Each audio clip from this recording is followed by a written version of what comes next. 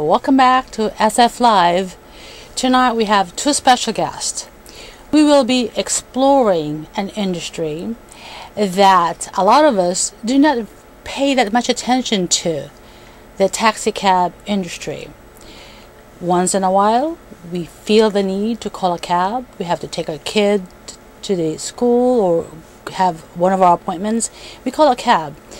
But behind the scenes is a major reform that is taking place in this industry. We have a Jane Bolig who has been a taxicab driver for 22 years. She is the president of the board of directors of DeSoto Cab. Welcome. And we also have Hinds, who is the president of the board of the National Veterans Cab. Welcome.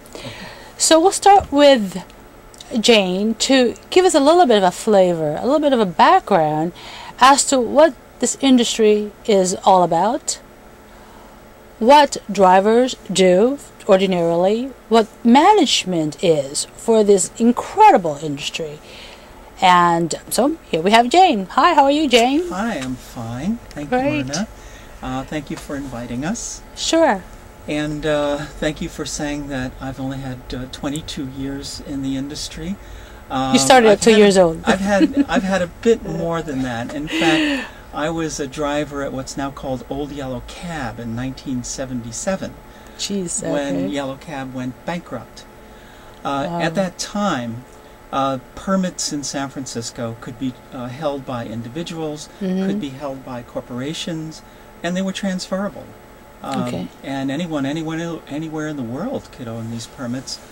After a really contentious bankruptcy that took about 11 months and took 500 out of our 800 cabs off the street, people in San Francisco were pretty ticked. And then Supervisor Quentin Kopp came up with a reform measure called Proposition K. Which passed in 1978, and what Prop K did was, first of all, to make permits non-transferable, to make them held only by individuals and by working taxi cab drivers. Those were the important, I think, the important components of Proposition K. There were a lot of ballot measures to contest it over the years. Virtually all of those were defeated. Well, all of them were defeated. The first ballot measure that changed Prop K in any way was Prop D in 1997, which created the Taxicab Commission. And it was in effect from 1999 to 2009.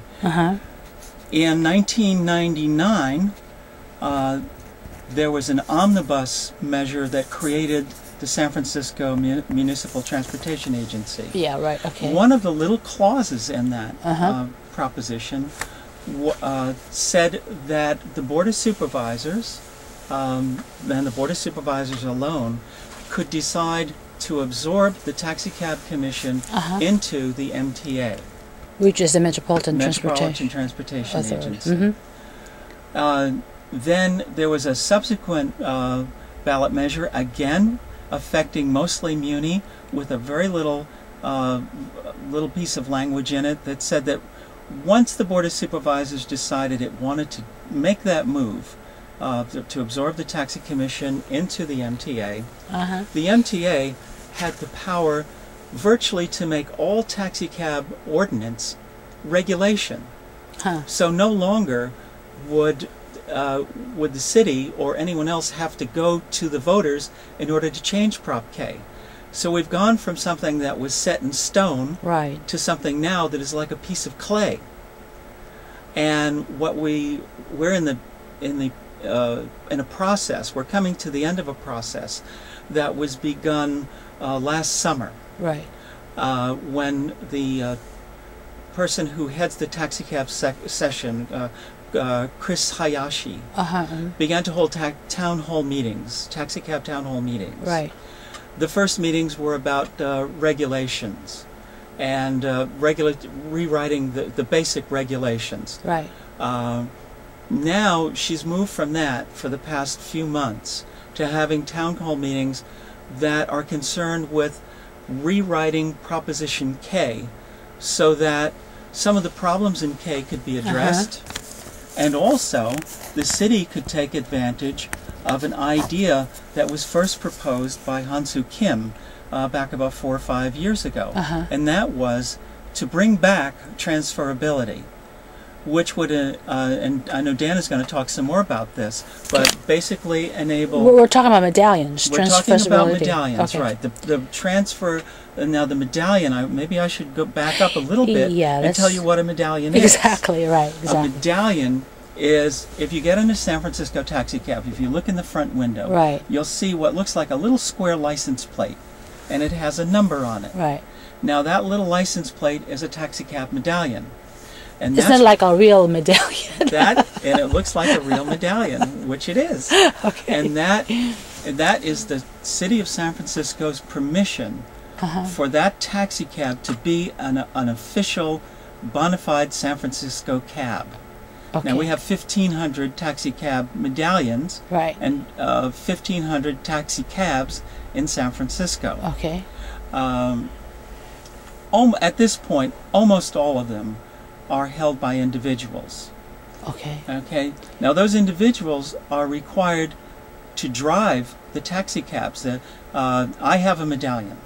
Okay. How do you get that medallion? Isn't there like a huge waiting list that some people get it wait for 15 years or something? That's exactly the problem. Yeah. Right. Dan and I signed up. We were among the first people to sign up for these taxi cab medallions when the police department, which used to be the controlling authority, Jesus, okay, decided to create a waiting list. It's not in Prop K, but the police decided to create a waiting list. Interesting. So our numbers came up. Dan's number came up in the I think early 80s. Mine came up in the late 80s. Right. And so ever since then, we have been medallion holders, and we have been under compulsion to drive those medallions.